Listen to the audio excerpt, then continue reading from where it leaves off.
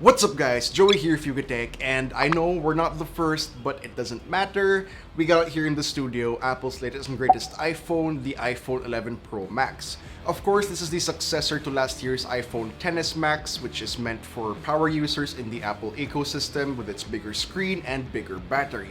So checking out the box, removing the lid, first we have the phone itself, set that aside for now. Then we have the envelope that contains our SIM ejector tool, Apple stickers, warranty card, all that good stuff. Then we have the 18-watt Type-C charger, our Lightning earphones, and a Lightning to Type-C cable for charging and data.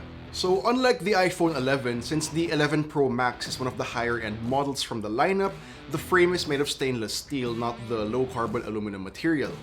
Aside from the new triple camera setup at the back, the 11 Pro Max and the XS Max are roughly about the same. The large 6.5-inch display still sports the thick notch for the 12-megapixel selfie camera, speakerphone, and Face ID sensors. And I did say this in our iPhone 11 hands-on, I really hope this is the last time.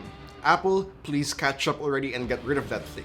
Say what you want, but we all know for a fact that Apple has the R&D and design money to do this. On the right side, we have the power button and the tray for the single nano SIM card since we don't have the dual SIM version, and on the left we have the signature mute switch and volume controls. At the bottom we have the microphone, loudspeaker, and lightning port, which again I have the same thing to say. Hopefully it's the last time we have to see a lightning port in an iPhone.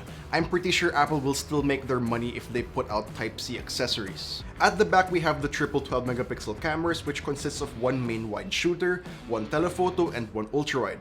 And say what you will about how the module looks, I love the fact that Apple finally has more camera hardware this time around.